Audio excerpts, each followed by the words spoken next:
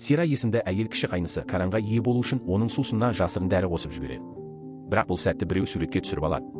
Каран сол суретті көріп, Сирадан жауап талап етеді. Сира болса, мұның бәрін отбасы үшін істедім деп ақталады. Өйткені ол Ширан сияқты кісі өлтірген адам бұл үйден кетсін деп ойлаған еді. Каран не айтса да Сираға енді сенбейтінін, ол өзін алдағанын айтады. Тіпті заңгер досын шақырып, ажырасу туралы келісім шарт дайындайды. Ал Каранның анасы Сираның қателескенін білсе де, оны кінәламайды. Себебі бұл некені ол әулеттің дәстүрі деп санайтын. Туыстар да бәрін естіп қойғандықтан, ұлының ажырасуына жол бергісі келмейді. Каран мен Сира келісімге қол қояр сәтте анасы кенет есінен танып қалады. Дәрігер оны тексеріп, инсульт алдындағы белгілер бар екенін, қатты күйзеліске түспеуі керек екенін айтады. Осыдан кейін Каран ажырасу ойынан уақытша бас тартады. Анасы болса, осыны пайдаланып, қызды үйден қуып шығу керектігін талап етеді. Қыз мұны естіп, Каранды қиын жағдайға қалдырмау үшін досының үйіне барып тұрады. Бірақ көп ұзамай Каран оны іздеп тауып келеді. Ол анасын ренжіткісі келмегенімен, қызды да жалғыз қалдырғысы келмей. Сондықтан іс-сапарға кетті деген сылтаумен сол үйде бірге қалады. Екеуі сол жерде нағыз ғашықтардай өмір сүріп, біраз уақытқа дейін барлық реніш пен кек сезімін ұмытып кетеді. Бірақ Сира бұған төзе алмай, олардың бірге жүргенін көріп ашуға булығады. Ол тағы да сыбайласы Эмирден қызды бір жола жоюды сұрайды. Эмир үйді өртеп, қызды тірідей өлтірмек болады. Алайда ол кезде Каран да сол үйде еді. От тез тарап, түтін үйді басып кетеді. Сол сәтте Каран жүрегіндегі шын сезімін түсінеді. Ол қызды шын сүйетінін ұғады. Есіктің сыртынан құлыпталғанын байқаған соң, Каран қызға терезеден қашуды бұйырады. Қыз Каранды терезеден шығармақ болып, қанша тартса да шамасы жетпеді. Бірақ қыз оны қалдырғысы келмей, есікті сындырып, Каранды өрт ішінен сүйреп шығарып алады. Осылай екеуі аман қалады. Кейін қыз өрт болған жерден бір ерекше оттық тауып алады. Ол оттықтың бетінде атының бас әріптері ойылып жазылады. Каран оны көріп, бұл Эмирдің оттығына ұқсайтынын есіне түсіреді.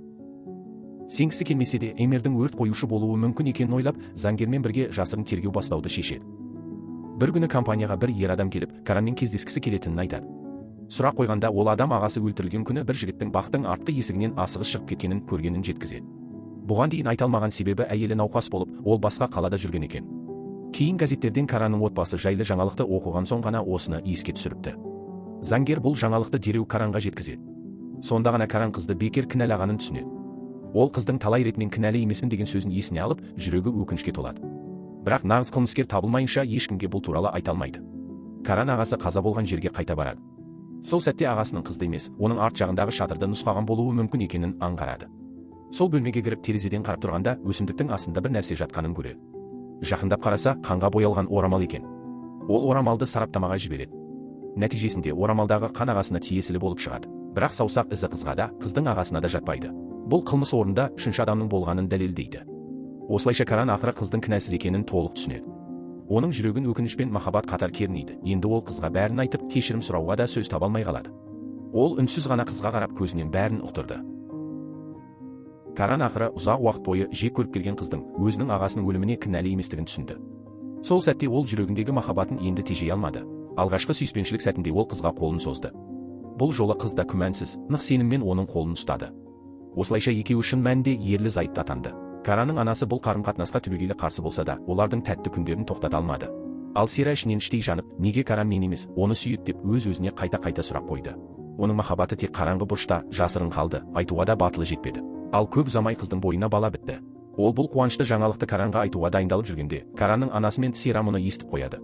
Анасы оны қатаң ескертіп, Каранға жүкті екеніңді айтпа, дереу осы үйден кет. Әйтпесе балаңның аман қалатынына кепілдік бере алмаймын дейді. Сира да оны қорқытып, Каранның компаниясындағы салық мәселесін айтып, егер кетпесең, Каранды түрмеге жібертемін деп қоқан-лоқы көрсетеді. Амалы қалмаған қыз көз жасын тыя алмай, олардың талабына көнеді. Ол Каранға қоштасу хатын жазып, жүгімен бірге үйден кетеді. Каранның анасы Сираның қызды Каран арқылы қорқытқанын білмеді.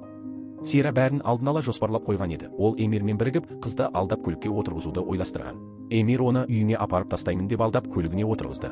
Қыз еш күдіксіз сеніп қалды. Бірақ дәл осы кезде Каран кенеттен үйге ерте оралды. Таңертең шыққанда қыздың көңіл күйі біртүрлі екенін байқаған еді. Сондықтан жұмыста да мазасы кетіп, үйге қайтып келді. Ол үйдегілерден қыздың қайда кеткенін сұрағанда, анасы мен Сира білмегенсіп, бейкүнә кейіп танытты. Сол сәтте Каран қызбен жақсы араласатын қызметші әйелден сұрады. Бұл әйел қыздың жүкті екенін бірінші болып білген жан еді. Анасы оны қорқытып, ешкімге айтпа деп тапсырған, бірақ ол қызға жаны ашып, ақиқатты айтып берді. Каран анасы мен Сираға ашуланып, бәрін сұрап, олардың өтірік айтып тұрғанын бірден аңғарды. Ол қыздың кетуіне осы екеуінің қатысы бар екенін түсінді. Үйдің күзетшісінен сұрағанда, күзетші қыздың Эмирмен бірге кеткенін айтты.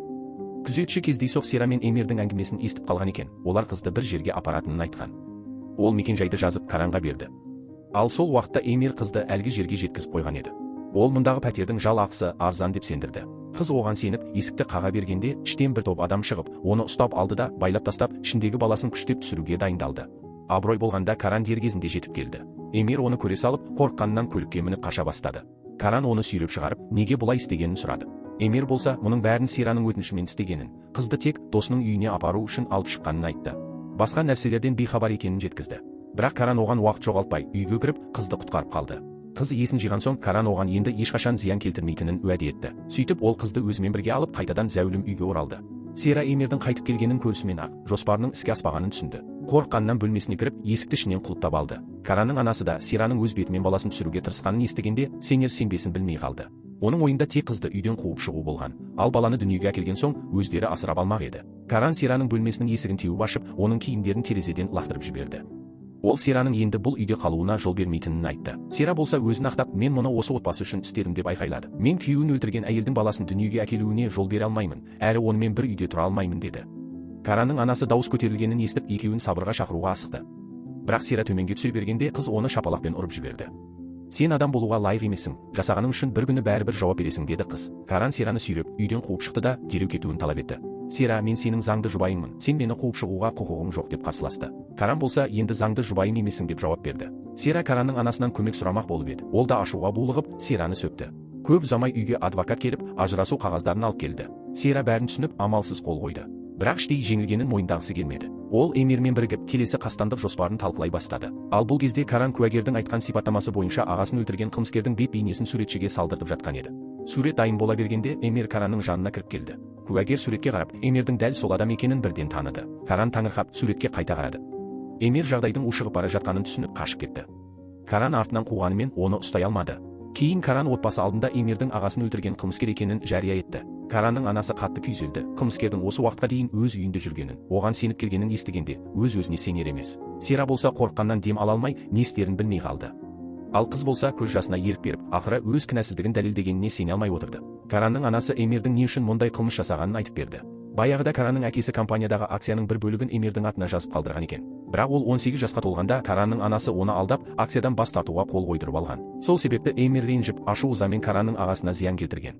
Эмир елден тез кетіп қалмақ болып, Сираға хабарласты. Одан ақша тауып беруді және өзіне шетелге қашуға көмектесуді сұрады. Егер көмектеспесең, сенің де қылмысыңды ашамын деп қоқан-лоқы көрсетті. Сира болса, Эмирден құтылудың амалын іздей бастады.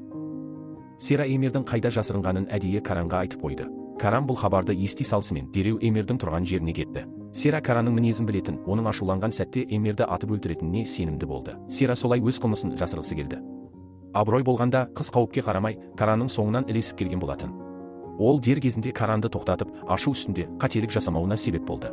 Ақыры Каран тек аспанға бір рет оқ атты. Эмирді полиция қызметкерлері ұстап әкетті. Каранның анасы осы сәтте қызды кінәлап келгеннің бәрі қате екенін түсінді. Ол қыздан шын жүректен кешірім сұрады. Қыз да кешірді. Мұны көрген Каран қатты толқып, екеуін құшақтады. Сира олардың осылай татуласқанын көріп, іші күйіп кетті. Бірақ енді ол ештеңе істей алмайтын. Бір күні қызметші жертөлені тазалап жүріп, Каранның ағасының жоғалып кеткен әйелінің жазбасын тауып алады.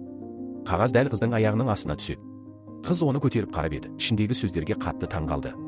Ол бірден қағазды Каранға апарып көрсетті. Каран қағазды оқыған соң барлық шындық ашылды. Ағасын өлтірудің артында Сираның өзі тұрған екен. Каран дереу Сираны тауып, не үшін бұлай істегенін сұрады. Сира басында бәрін мойындамай ақталуға тырысты. Бірақ хаттағы дәлелдерді көрген соң бәрінің біткенін түсінді.